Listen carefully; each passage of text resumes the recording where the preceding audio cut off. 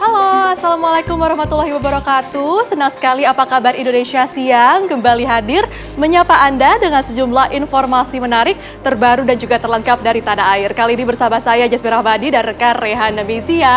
Halo Rehana. Halo Jasmine. Apa kabar di hari Jumat siang ini yang cerah kali ini? Betul ya, baik banget. Alhamdulillah. Nggak kerasa udah mau weekend lagi besok. Udah mau akhir pekan aja ya Re. Kita selalu bahas tiap harinya tuh berganti cepat sekali ya Re. Betul. Udah mau akhir tahun juga nggak kerasa. Ya. Udah cek playlist. Apa Udah, aja nomor satu? sudah. Dan juga excited ya membuat resolusi-resolusi baru untuk tahun 2026. Betul sekali. Tapi ngomong-ngomong tentang tahun baru juga, rasanya nih Jasmine, ada di beberapa wilayah yang ada di Indonesia, terutama di Sumatera juga masih terjadi ini banjir dan juga longsor. Tapi bukan cuma di Sumatera aja, karena banjir rob juga terjadi di Penjaringan, Jakarta Utara, di mana banjir rob ini sekitar 40 cm bahkan hingga hari ini, bahkan hingga kemarin juga masih terus terjadi. Jadi bencana ini tidak hanya di Pulau Sumatera, tapi juga sudah sampai di ibu kota juga ya Rea. Betul sekali, tentunya kita doakan dan juga kita harapkan agar semuanya dapat aman dan juga nyaman kembali lagi ya, dapat beraktivitas. Amin. Dan sebelum itu pemirsa, kita akan buka apa kabar Indonesia Siang dengan informasi pertama. Kecelakaan maut terjadi di Jombang, Jawa Timur, di mana seorang pengendara motor yang berboncengan menabrak truk.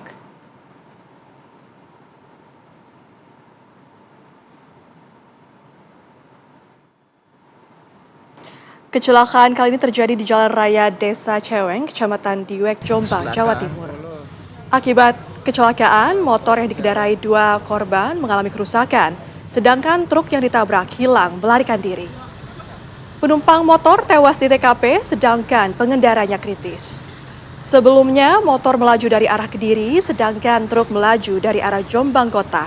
Setibanya di depan SPBU Ceweng, truk belok kanan, dan pada saat yang sama, motor dari arah berlawanan motor menabrak bak truk. Polisi kini tengah memburu truk yang terlibat kecelakaan tersebut dengan minta keterangan sejumlah saksi.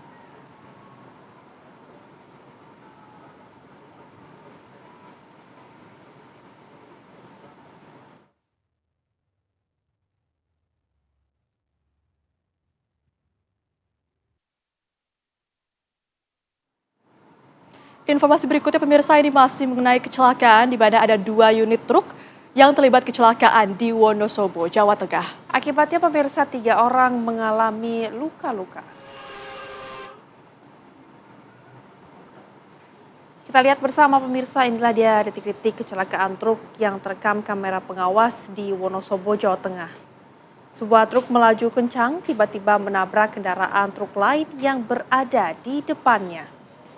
Satlantas Polres Wonosobo menyebut kejadian ini berlangsung di jalur alternatif Wonosobo Temanggung, Desa Tambi, Kecamatan Kejajar, Wonosobo, Jawa Tengah.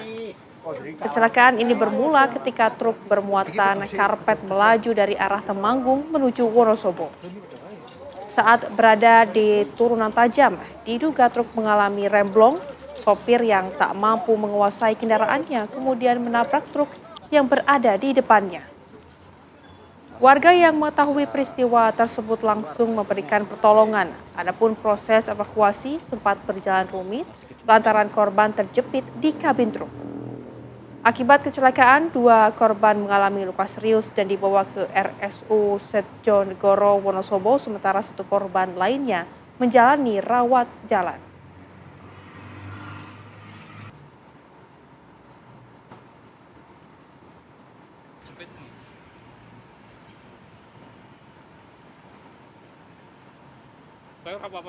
Nah, iki sikile kabeh, Mas.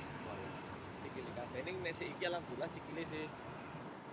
Pemirsa, 3 orang pelajar tertimbun pohon yang tumbang pada saat melintas dengan sepeda motor di Jalan Raya Tenggi Neneng yang berada di Kelurahan Simbarwaringin, Kecamatan Trimorjo, Lampung pada hari Kamis sore. Ya, korban tertimpa pohon tumbang saat melintasi jalan raya di Kelurahan Simbarwaringin, yakni dengan menggunakan sepeda motor. Kejadian itu menimpa 3 korban yang merupakan pelajar. Dan kejadian bermula saat terjadi hujan disertai angin kencang. Kendaraan motor yang ditumpangi 3 pelajar tersebut melintasi sebuah pohon yang tiba-tiba tumbang. 2 orang mengalami luka di bagian kepala dan juga dievakuasi ke rumah sakit guna perawatan medis, sementara 1 korban tidak mengalami luka.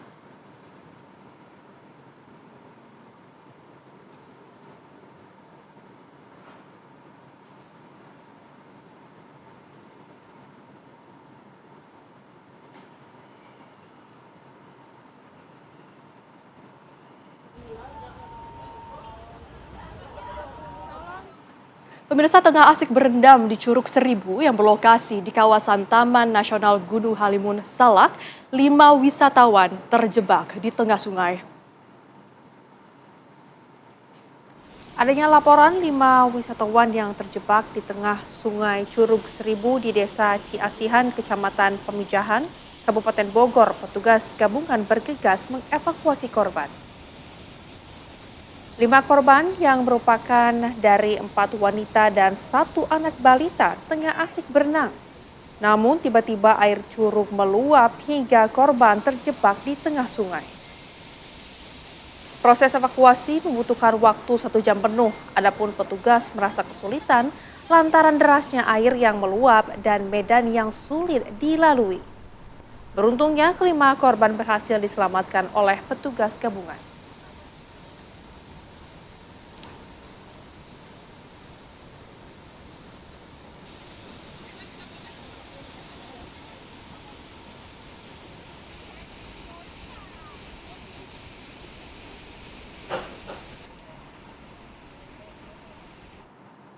Kita hadirkan informasi lainnya untuk Anda pemirsa, ini mengenai longsor yang terjadi di Tapanuli Tengah, di mana manajer PLTA Sipulak, Johan Siahaan, dalam keterangannya yang diperoleh tim TV One pada hari Kamis tanggal 4 Desember 2025 menyampaikan bahwa tragedi longsor di atas turbin PLTA Sipulak dan juga mengakibatkan aliran sungai Aek Sirahan yang melintas di wilayah Kecamatan Barus, Kabupaten Tapanuli Tengah tertutup.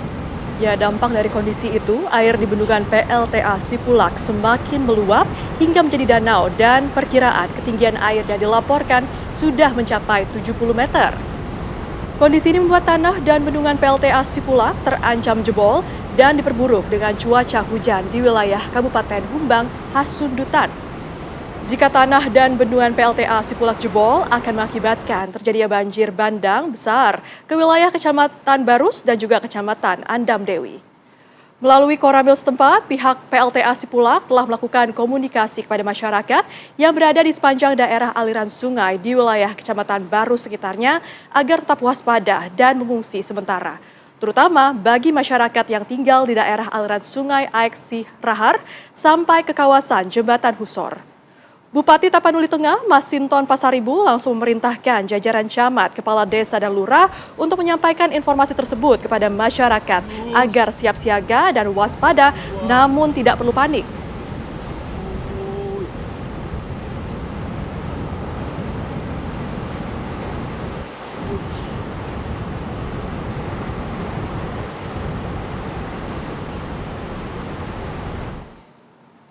Pasca bencana banjir bandang dan juga longsor yang menerjang wilayah Tapanuli Selatan, Sumatera Utara, tim gabungan ini bekerja sama dengan perusahaan swasta, yakni untuk membuat jalur alternatif di perbatasan Tapanuli Selatan ke Tapanuli Tengah yang terputus. Akses jalan lintas Padang Sidimpuan Sibolga di Desa Garoga yang terputus kini telah disambung kembali dengan dibuatnya jalur alternatif menggunakan batu dan tanah. Sejumlah alat berat dari perusahaan swasta dan tim gabungan telah dikerahkan dan terus bekerja untuk menimbun aliran air yang memutus jalan lintas tersebut.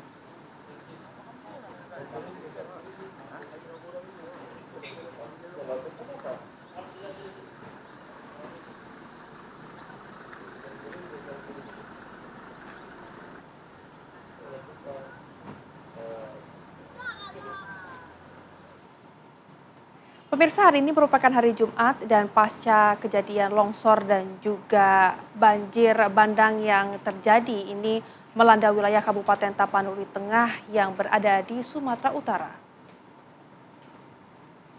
BPBD pun mencatat hingga kini 82 orang korban masih belum ditemukan. Dengan mengerahkan kekuatan penuh, seluruh tim SAR gabungan terus berjibaku melakukan pencarian. Namun karena sulitnya medan yang ditempuh dan banyak akses jalan menuju lokasi yang terputus, pencarian pun menjadi lambat. Sementara itu, data per tanggal 4 November 2025, BPBD Kabupaten Tapanuli Tengah mencatat 89 orang telah ditemukan dalam keadaan meninggal dunia, sebanyak 521 orang terluka, dan jumlah pengungsi sebanyak 8.774 jiwa.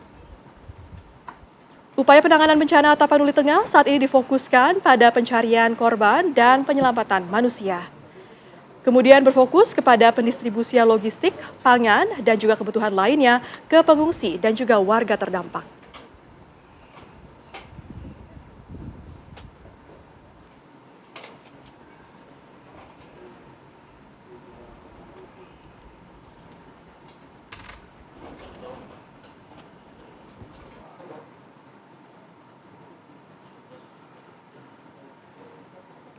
Dan untuk terus mengupdate informasi pasca bencana di Sumatera Utara, kita sudah bergabung dengan rekan Andri Syahputra yang sudah siap mengabarkan di Tapanuli Selatan dan juga Syaren Situmorang di Tapanuli Tengah. Pertama kita ke rekan Syaren terlebih dahulu. Selamat siang Syaren, bagaimana posisi terkini di Tapanuli Tengah? Apakah proses evakuasi ini masih terus berlangsung? Baik Rehan dan Justin, dari Kabupaten Tapanuli Tengah, Sumatera Utara, kami kembali menyampaikan informasi terbaru dari data yang memang kami terima dari BPBD Kabupaten Tapanuli Tengah. Hingga saat ini korban meninggal dunia sudah mencapai 89 orang dan 82 orang masih dinyatakan hilang. Tim SAR gabungan masih terus berjibaku untuk melakukan pencarian terhadap para korban yang masih dinyatakan hilang atau belum ditemukan di berbagai titik lokasi longsor yang tersebar di hampir 80% wilayah Kabupaten Tapanuli Tengah yang diterjang banjir bandang dan longsor pada 25 November yang lalu. Dan hingga hari ini kita belum mendapat informasi dari pihak-pihak terkait, baik itu juga dari BPBD maupun dari Basarnas terkait apakah tim SAR gabungan ini sudah menemukan korban-korban lainnya. Demikian, Brian dan Justin. Baik, Syaren, tadi Anda sempat menyebutkan jika pencarian korban juga masih terus dilakukan. Kira-kira sebetulnya apa hambatan terbesar yang dirasakan di sana? Iya, Rian dan Justin, bahwa memang pencarian terhadap para korban ini sangat sulit dilakukan, apalagi di desa-desa yang terisolir, yang terjadi karena memang akses jalan untuk sampai ke lokasi cukup sulit ditempuh oleh para tim pencari, tim-tim relawan dan juga masyarakat.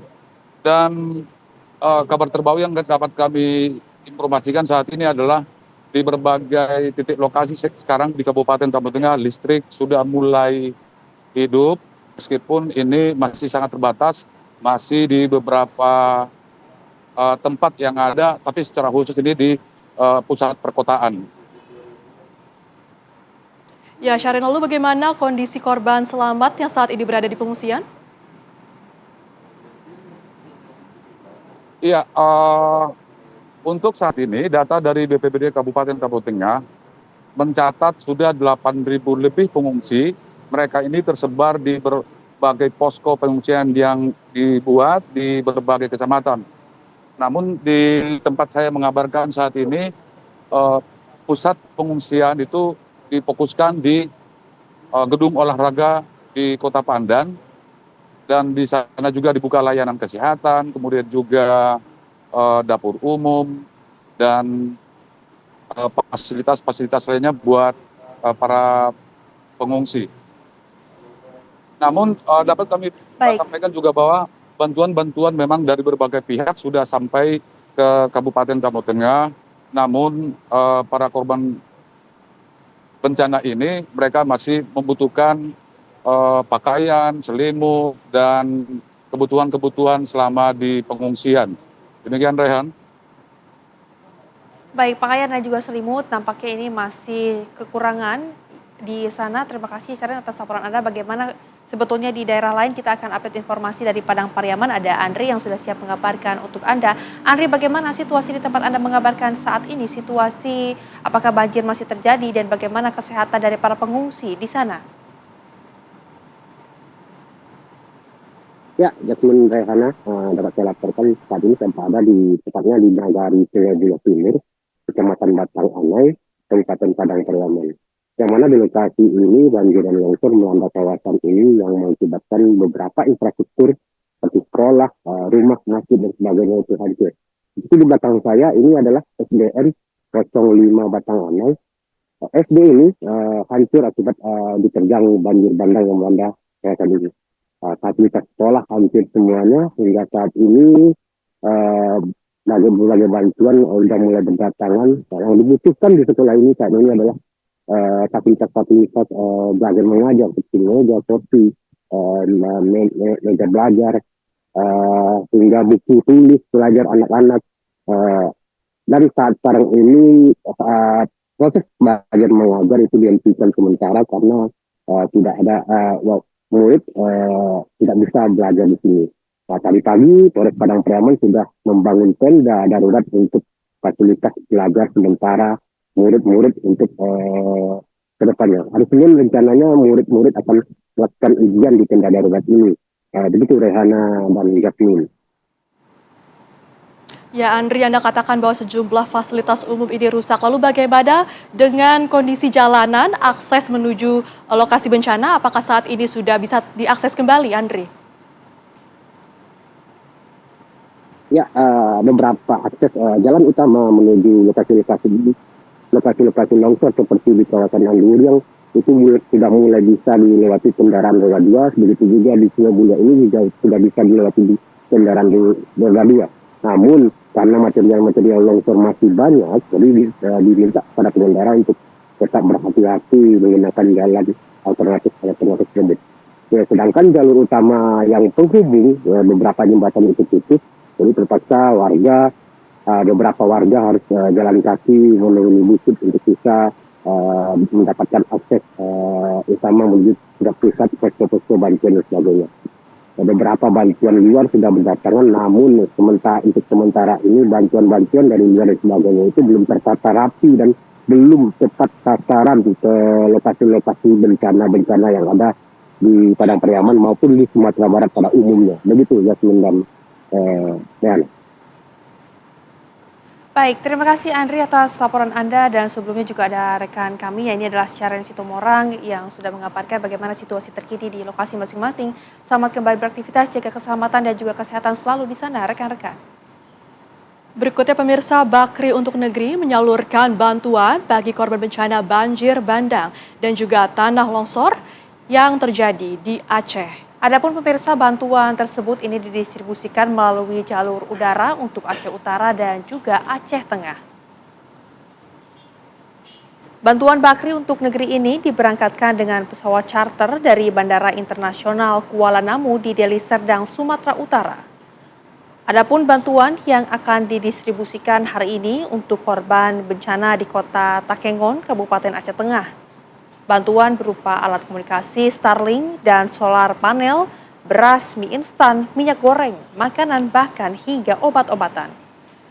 Bantuan itu diangkut menggunakan pesawat charter yang akan berlangsung hingga beberapa hari ke depan. Sementara itu untuk distribusi ke desa-desa yang terisolir akan menggunakan helikopter.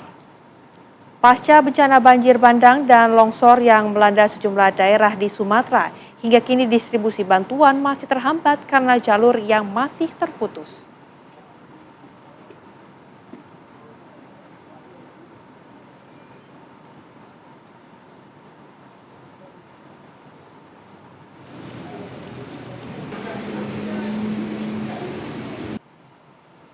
Seperti biasa di segmen ini kami akan hadirkan sejumlah informasi viral pemirsa, di mana yang pertama ini ada jalan pacuan kuda di Aceh nih Re, yang justru ambles setelah dilakukan upaya untuk dibuatkan parit darurat. Waduh, dan ini juga memang ya Iya. aksinya tersebut ataupun videonya ini terekam dan juga viral di media sosial. Tentunya.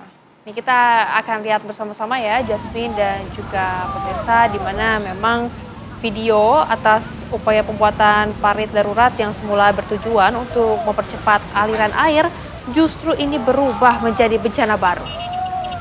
Proses pengerjaan yang melibatkan alat berat ekskavator awalnya dilakukan untuk mencegah genangan lebih besar. Namun kondisi tanah di bawah badan jalan rupanya jauh lebih rapuh dari perkiraan. Tanah dasar yang sebagian besar terdiri dari pasir tak mampu menahan tekanan air yang mengalir deras ke arah galian.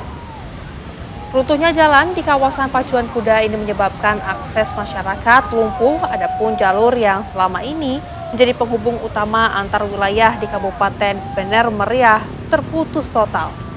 Mereka terpaksa mencari jalur alternatif yang jaraknya lebih jauh. Ini tentunya kita harapkan ya agar segera ada perbaikan supaya tidak terjadi lagi seperti ini. Karena kan awalnya juga niatnya baik ya Re untuk membuat parit darurat, tapi siapa sangka justru malahan berubah menjadi sebuah bencana ya. Itu Kita doakan dia. akan segera bisa diperbaiki secepatnya.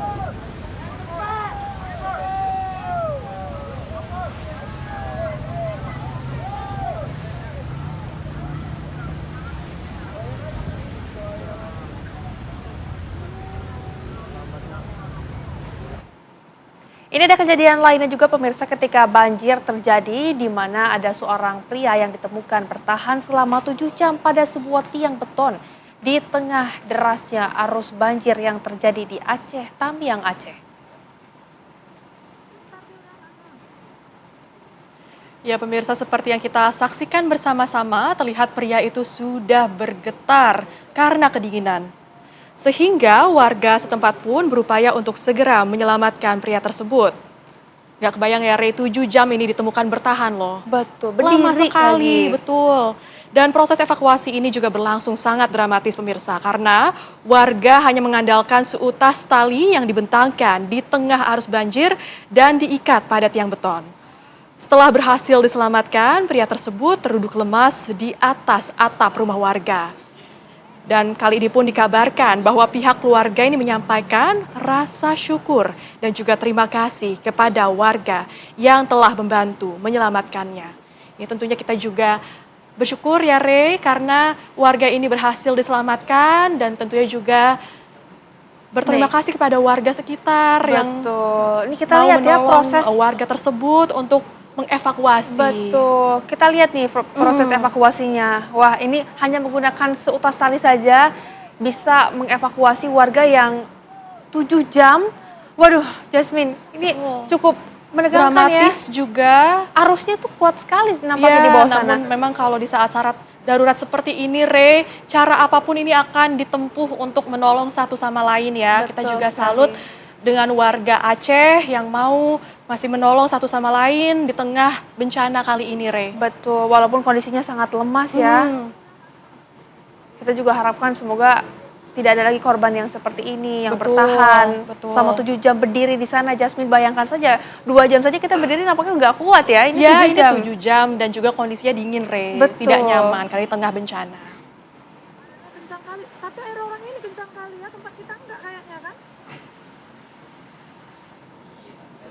Informasi viral berikutnya pemirsa, ini ada video yang memperlihatkan seorang warga yang akhirnya bertemu lagi dengan orang tuanya setelah peristiwa yang terjadi, ya ini adalah banjir yang melanda.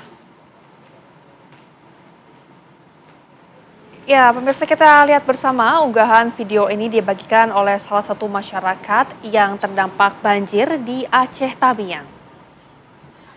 Dalam video pemirsa kita lihat bersama-sama bahwasannya suasana banjir ataupun pasca banjir ini di sekitar wilayahnya dan juga secara kebetulan ia justru dipertemukan dengan sang ayah. Sambil terisak, sang anak memanggil lirih ayahnya yang terlihat berjalan bersama warga lain tanpa menggunakan alas kaki. Tangis sang ayah pun ikut pecah melihat anaknya lagi setelah peristiwa banjir yang terjadi. Momen pertemuan ini membuat masyarakat juga ikut merasakan haru. Bukan hanya masyarakat, kita juga haru ya Jasmine ya. Banyak sekali momen-momen di bencana ini ya, Re, yang membuat kita sangat haru melihatnya, pertemuan antar keluarga, apalagi untuk masyarakat, warga yang kehilangan anggota keluarganya, pasti nggak kebayang betapa bahagia, betapa leganya ketika bertemu kembali. Iya. Betul.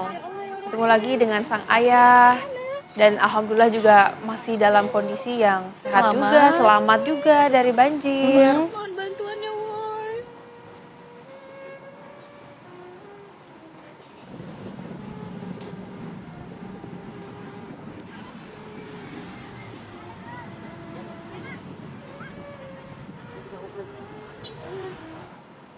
Ya pemirsa, ini akibat mau menang sendiri di jalanan di mana seorang pengemudi angkutan kota di Gedangan, Sidoarjo, Jawa Timur berakhir di pos polisi setelah polisi diketahui ini berhasil mengamankan dan mempertemukan dengan pemakai jalan yang diketahui ini dirugikan.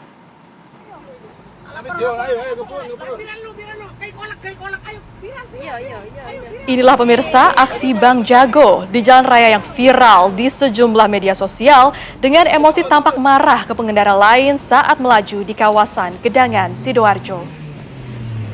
Tidak hanya mengancam pengendara lain pemirsa, Bang Jago ini juga memukul bodi kendaraan dan menabrak bagian belakang kendaraan tersebut.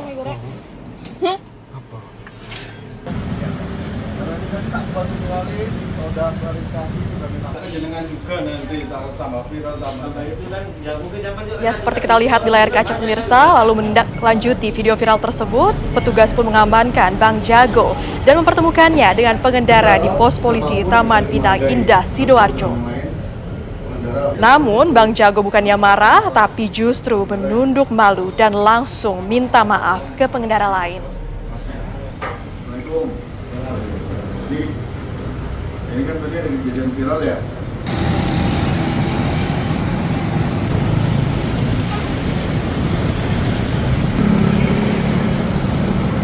Mantap, bro. Lah iya, opo, iya. Ayo, ayo, kepun. Biran lu, kayak kolak, ayo, biran. Iya. Ayo, biran.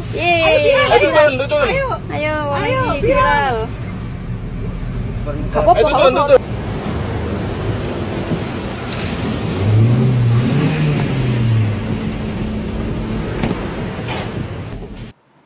Anda kembali bersama kami pemirsa. Polisi resmi merilis tes DNA dari kerangka yang ditemukan di sekitar Kali Cilalai, Bogor, Jawa Barat. Ya, dari hasil tes DNA tersebut, kerangka tersebut ini identik dengan Alvaro, bocah yang dilaporkan hilang sejak Maret lalu.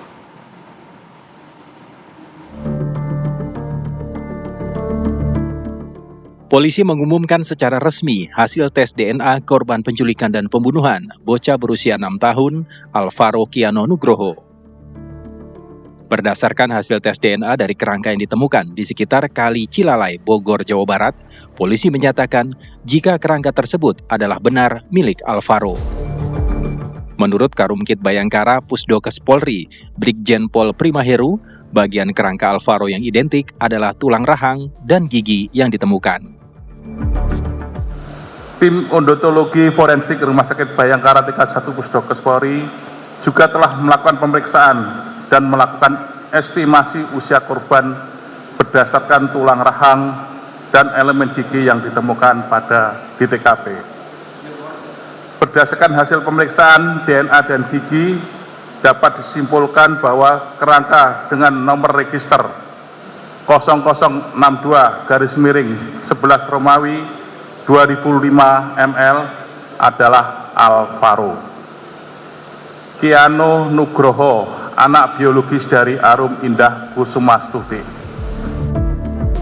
Rencananya Alvaro akan dimakamkan di wilayah Bintaro, Jakarta Selatan.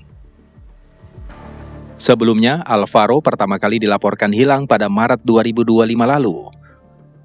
Diketahui korban diculik oleh ayah tirinya. Motif penculikan yang dilakukan pelaku karena rasa cemburu pada ibu Alvaro. Dari Jakarta, tim TV One mengabarkan.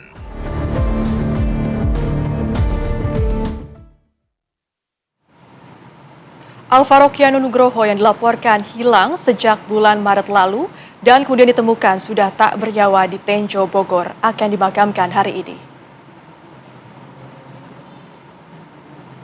Suasana haru pemirsa terlihat di TPU Al-Muflihin Bintaro, Tangerang Selatan saat keluarga mengantar kepergian bocah berumur 6 tahun ini untuk yang terakhir kalinya.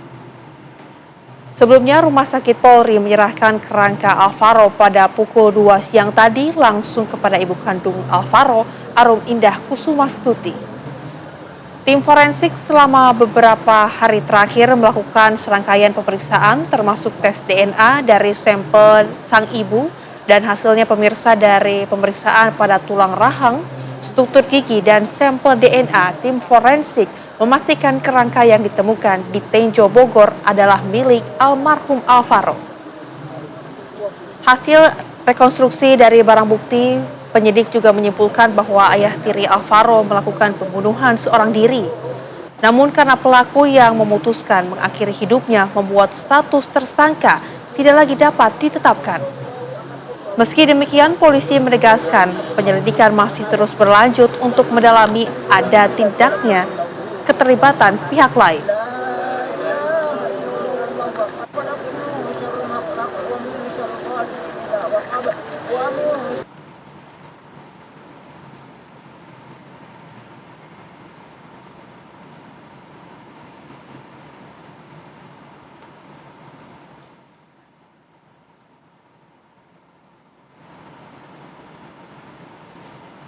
Akibat bocornya tanggul saat air laut pasang, pemirsa akses pelabuhan Nizam Zahman Muara Baru Penjaringan Jakarta Utara terendam banjir hingga Kamis malam.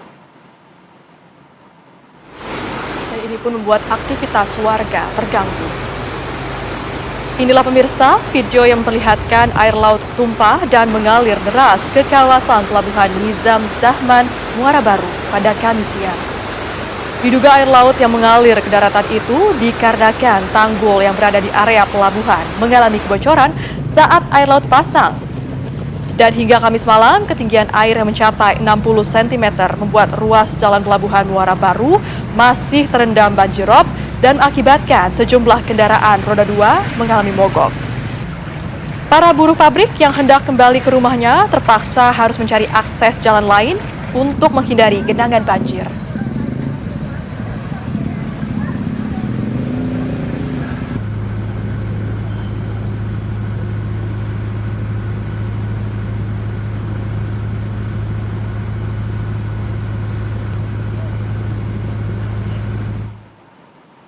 Ya, selain itu pemirsa, banjir rob ini kembali menggenangi ruas jalan RE Marta Dinata atau lebih tepatnya di Papanggo, Tanjung Priok, Jakarta Utara. Banjir rob pemirsa dengan ketinggian hingga 40 cm ini memang diketahui sudah berlangsung sejak kemarin. Jalan ini memang kerap terendam banjir rob karena bersebelahan dengan Kali Ancol. Hal ini terjadi karena fenomena pasang maksimum air laut yang bersamaan dengan fase bulan purnama atau supermoon. Genangan air juga merendam ruas Jalan Lodan Raya Pademangan Jakarta Utara, di mana sejumlah pengendara motor mengalami mogok mesin. Pemkot Jakarta Utara mengerahkan 4 mesin pompa penyedot air untuk mengurangi genangan air. Adapun puncak banjir rob di wilayah pesisir Jakarta akibat fenomena supermoon diperkirakan terjadi hari ini 5 Desember 2025.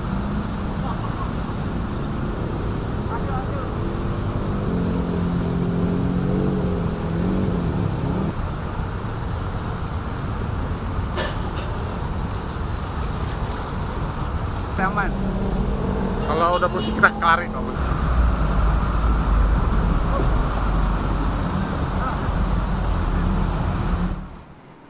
Pemirsa, kami akan ajak Anda untuk melihat situasi terkini pasca terjadinya banjir dan juga longsor di daerah Sumatera dan juga Aceh. Sudah ada rekan kami di Tapanuli Selatan, ada Nofri Afandi yang sudah siap mengabarkan untuk Anda. Nofri, bagaimana situasi di tempat Anda mengabarkan saat ini?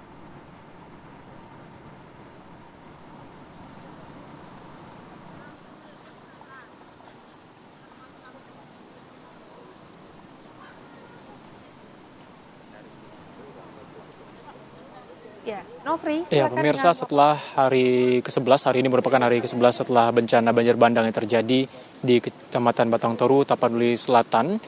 Tim gabungan dari BPBD, TNI, dan Polri juga masih terus bekerja tentunya untuk membersihkan material lumpur dan sampah-sampah kayu yang berserakan di pemukiman warga di Desa Garoga ini. Tadi juga tim gabungan bersama perusahaan swasta telah menimbun jalur alternatif untuk menggantikan sementara jalan yang terputus, tentunya untuk memudahkan akses distribusi logistik, baik itu dari Tapanuli Selatan menuju ke Tapanuli Tengah. Dan saya akan berbincang, pemirsa, dengan Komandan Batalion C Brimopolda Sumut, Kompol Zainal di sini. Bapak, tadi bagaimana Pak pekerjaan membersihkan material lumpur di rumah-rumah warga bersama tim gabungan lainnya? Terima kasih Bang, atas atensi Bapak Presiden Republik Indonesia melalui Bapak Panglima TNI dan juga Bapak Kepala Kepolisian Republik Indonesia, serta atas petunjuk dan arahan Kepala Kepolisian Polda Sumut beserta Bapak Panglima Kodam 1 Bukit Barisan, serta atas bimbingan dari Komandan Satuan Brimob, kami Polri bersama TNI dan juga stakeholder yang ada di sini, ada BPBD dan juga dari relawan, bersama-sama membersihkan longsoran atau lumpur yang ada di dalam rumah warga. Serta kami juga membersihkan satu SD yang terdampak lumpur di SD Negeri Aek Ngadol. Demikian Bang. Baik Pak, ini kan sebelumnya jalan di Desa Garoga ini sempat tertutup material lumpur dan batang kayu. Seperti apa kondisi saat ini Pak? Apakah sudah bisa dilalui oleh kendaraan roda 4? Terima kasih Bang. Untuk saat ini perbatasan dari Tapanuli Tengah dan Tapanuli Selatan, terutama yang terputus di Desa Garoga, saat ini di jalan yang terputus masih dalam proses perbaikan. Sehingga ini membutuhkan kurang lebih waktu mungkin 3 atau 4 hari mungkin baru bisa tersambung akses dari Tapanuli Tengah menuju Tapanuli Selatan maupun sebaliknya. Demikian kan Bang. Baik Pak, tadi di sini juga ada salah satu masjid tempat ibadah yang sebelumnya ini penuh dengan material kayu di dalamnya. Ini sudah bersih Pak, tadi bagaimana pengerjaannya yang dilakukan oleh tim lapangan? Untuk pengerjaan itu memang kemarin tebal sekali, jadi kami membutuhkan waktu kurang lebih ada 4 hingga 5 hari untuk masjid yang di depan atau di Desa Garoga. Namun di Desa Aek Ngadol, terutama di Masjid Nurul Iman, hari ini juga tadi sudah dilaksanakan kegiatan sholat Jumat berjamaah. Demikian Bang. Berarti sejumlah tempat ibadah maupun rumah-rumah warga ini sudah mulai dibersihkan dengan baik ya Pak ya? Betul Bang, untuk saat ini kami berupaya secepatnya untuk membantu masyarakat membersihkan rumah-rumah yang terdampak lumpur, yang memang kendalanya pembuangan ini atau alat sedot lumpur yang mungkin masih belum ada. Demikian Bang. Baik, terima kasih Bapak Kompol Zainal atas keterangannya. Itu tadi pemirsa seperti apa pengerjaan yang dilakukan oleh tim di lapangan, baik itu dari unsur BPBD, TNI, dan Polri yang terus bekerja tentunya untuk membersihkan material banjir bandang di Desa Garoga ini. Sampai saat ini kami mendapatkan data bahwa di Kecamatan Batang Toru maupun khusus Desa Garoga ini sudah 46 ditemukan meninggal dunia, dan tim SAR gabungan bersama tim dari Detasemen 9 K9 maksud kami anjing pelacak ini terus bekerja untuk mencari korban meninggal dunia yang diduga ini masih banyak yang tertimbun di bawah material banjir bandang berupa lumpur, pasir maupun gelondongan batang kayu di Desa Garoga ini. Sementara mungkin itu saya kembalikan ke Jasmine Rahmadi dan Rehana di studio. Terima kasih Anda kembali di Apa Kabar Indonesia Siang. Pemirsa, setelah ditetapkan sebagai tersangka, Lisa Mariana dijemput oleh penyidik Direktorat Siber Polda Jawa Barat. Ya, adapun pemirsa ini dilakukan sebabnya Lisa Mariana mangkir 2 kali dari panggilan penyidik terkait pemeriksaan kasus video asusila dengan seorang pria bertato.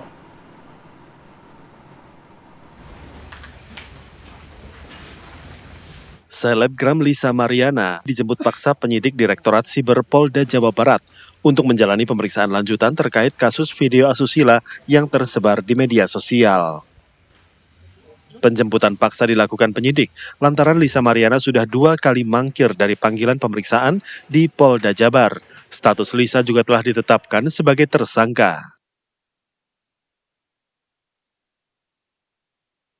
Ini untuk dilakukan penetapan sebagai tersangka dalam kasus tidak pidana, yaitu transmisi elektronik yang Undang-Undang ITE yang isinya adalah terkait dengan video pornografi.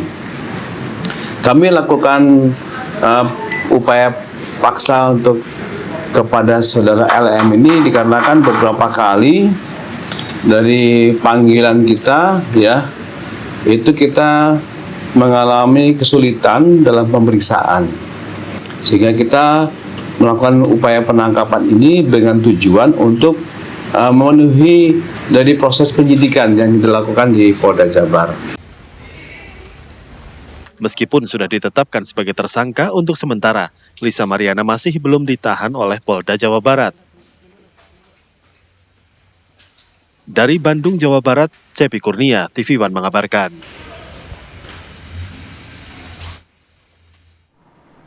Pemirsa, ini ada saja ulah seorang pemuda di Tuban, Jawa Timur, di mana diketahui seorang pemuda yang terekam kamera CCTV sedang mencuri pakaian dalam.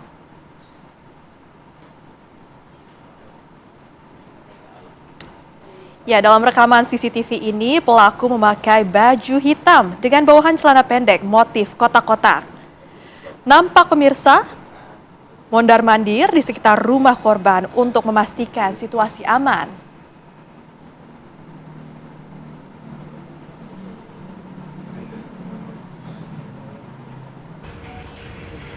Ya, dan setelah dirasa aman nih Rey, pelaku lalu kemudian menuju jemuran dan mengambil satu pakaian dalam berwarna putih. Kemudian pelaku juga memasukkan pakaian dalam emak-emak ini ke dalam celana miliknya dan melenggang pergi meninggalkan lokasi. Ada-ada aja ya Rey. Jorok banget Iya, sih. kenapa sih ulah manusia makin lama makin Aneh. Lalu korban pun khawatir pelaku akan datang dan meneror keluarganya. Petugas Polsek Merak pun mendapatkan laporan, langsung mendatangi lokasi kejadian guna mengidentifikasi ciri-ciri pelaku. Wah, apa kira-kira motifnya, Rey? Kalau seperti ini ya, mencuri pakaian dalam. Waduh.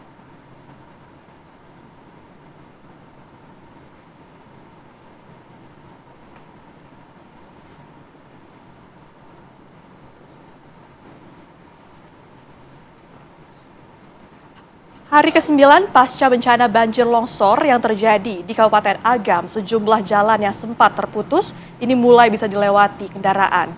Di mana ruas jalan utama Lubuk Basung Bukit Tinggi saat ini sudah bisa dilewati meski masih dalam situasi darurat.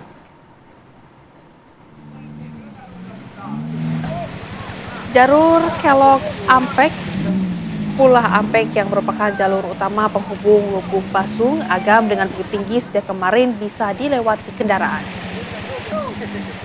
Adapun pemirsa, memang titik longsoran yang menimbun badan jalan sudah dibersihkan meski belum sepenuhnya bersih, sedangkan beberapa titik jalan amblas kondisinya sangat memprihatinkan. Amblasnya jalan dapat membahayakan pengendara. Petugas hingga saat ini juga terus berupaya untuk mengkondisikan urat nadi Agam Bukit Tinggi yang sempat terputus selama 8 hari lamanya.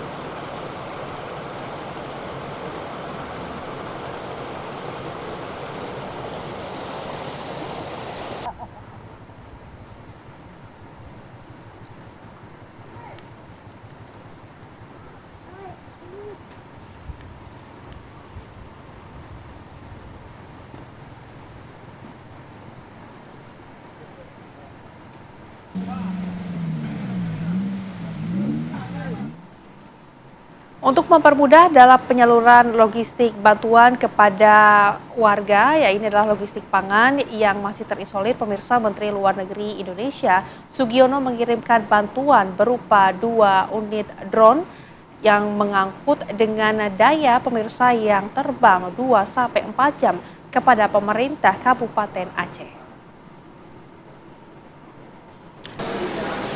Drone dengan daya terbang 2-4 jam ini pemirsa memiliki daya angkut 680 kg dengan kecepatan 1.600 km per hour. Diharapkan menjadi solusi sementara untuk menangani penyaluran logistik kepada korban banjir yang sulit diakses. Selain memberikan 2 unit drone, Menteri Luar Negeri juga mengirimkan sembako dan bahan bakar minyak sehingga bisa meringankan beban warga dalam menghadapi masa sulit pasca bencana.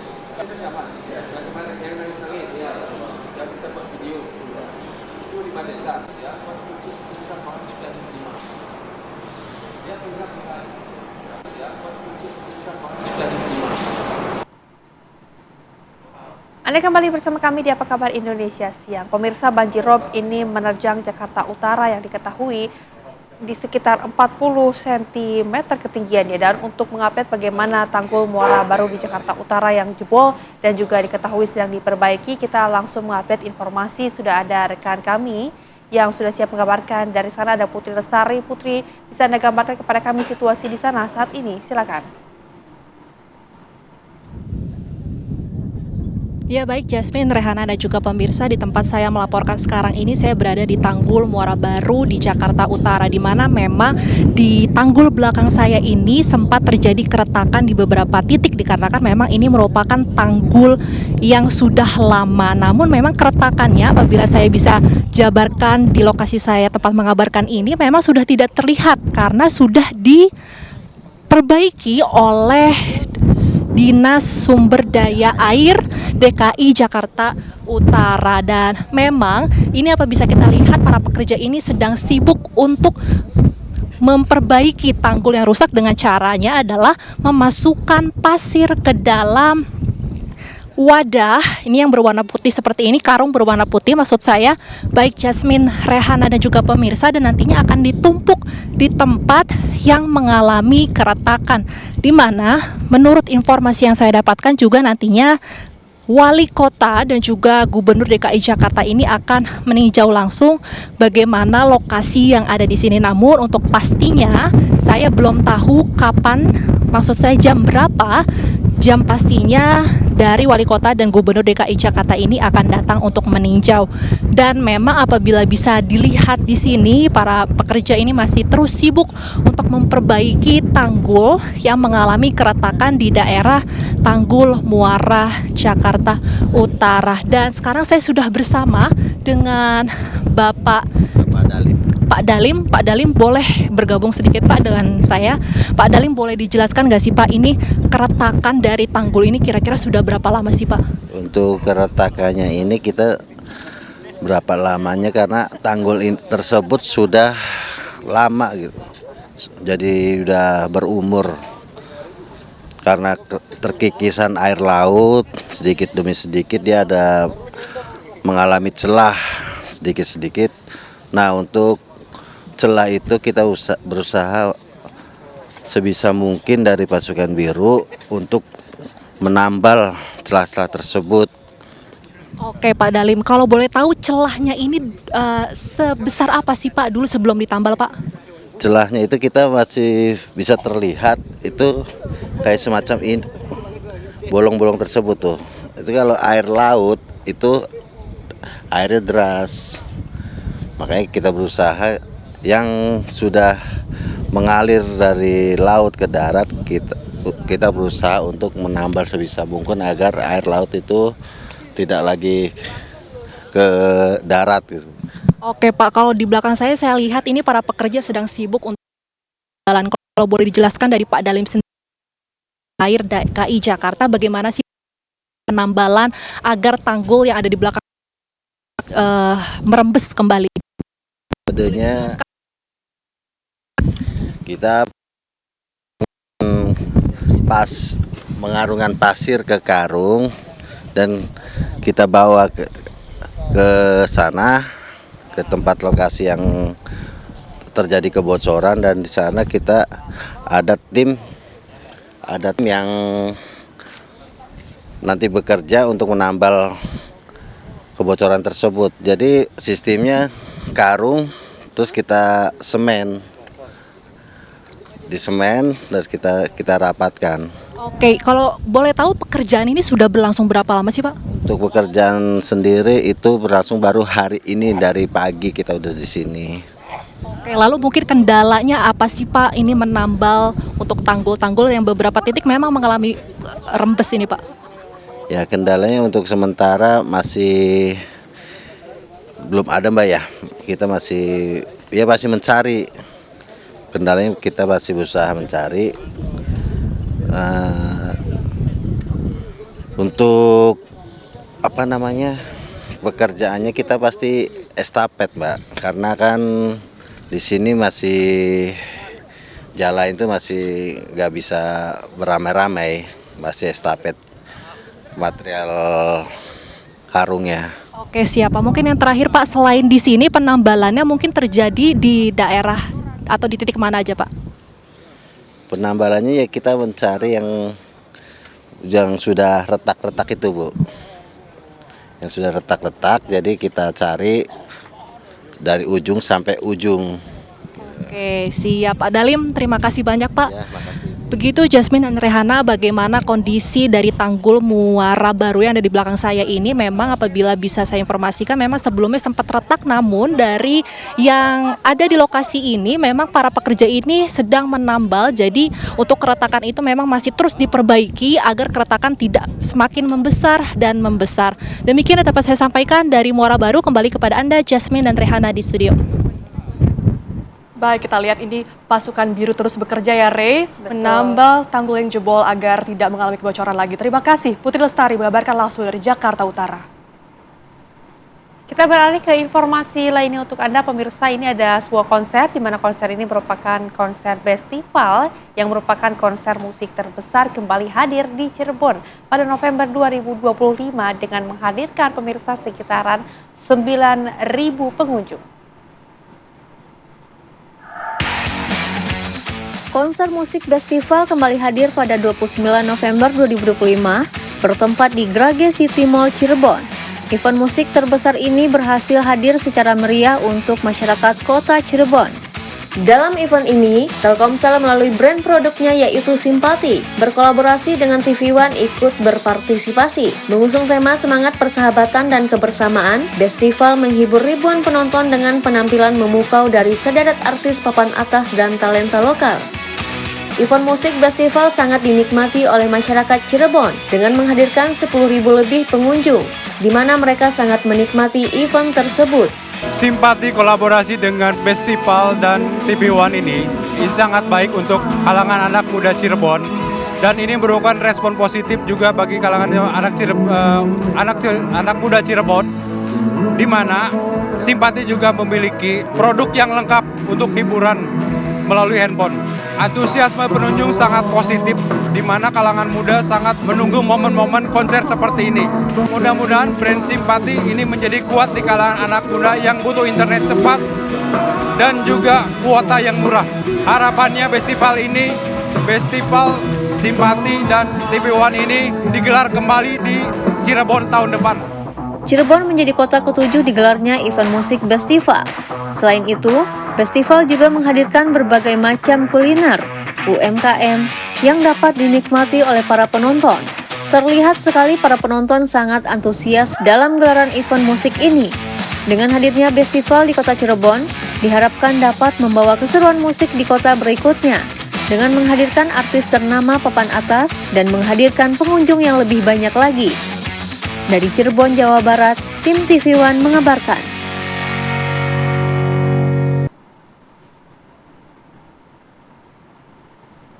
Ya, pemirsa Anda kembali bersama kami di Apa Kabar Indonesia Siang. Aksi sekelompok pemuda menggelar konvoi di wilayah Kabupaten Tuban, Jawa Timur, dan juga ini sempat mengamuk pemirsa dan juga menyerang warga yang sedang berada di warung kopi.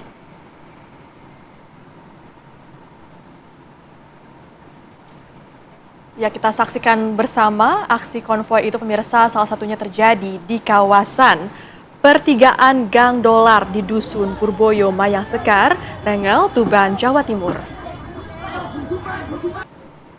Nah, ini kita lihat bersama-sama pemirsa bahwa dalam video itu nampak ratusan pemuda yang melakukan konvoi ini mendadak menyerbu warga yang sedang duduk santai di warung kopi. Wah, ini tidak boleh dicontoh ya, Re? Betul Karena sekali. tentunya akan meresahkan warga sekitar yang sedang bersantai di warung kopi, lalu tiba-tiba diserang oleh sekelompok pemuda ini.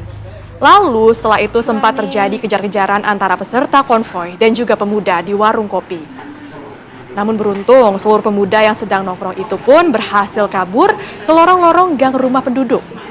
Namun satu motor milik warga setempat dirusak parah dan menjadi sasaran amukan peserta konvoi. Pasca insiden ini pun polisi menangkap 8 pelaku yang diduga menjadi provokator dan akan dilakukan pembinaan serta kerugian yang dialami korban.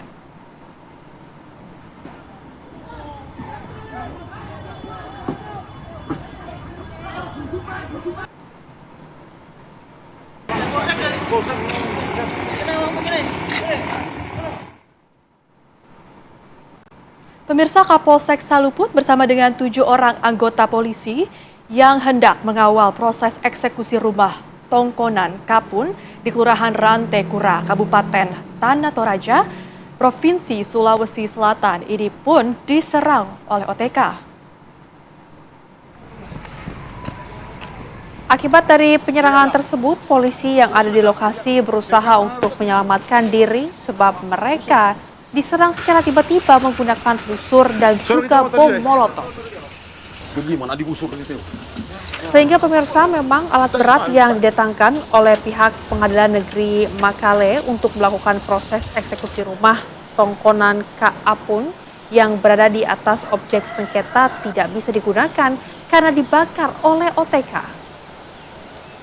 Setelah mendapatkan laporan, tim Inafis Polres Tanah Toraja yang tiba di lokasi kejadian langsung melakukan olah TKP dan juga mengamankan sejumlah barang bukti seperti bom molotov, busur, petasan yang diduga digunakan untuk menyerang polisi.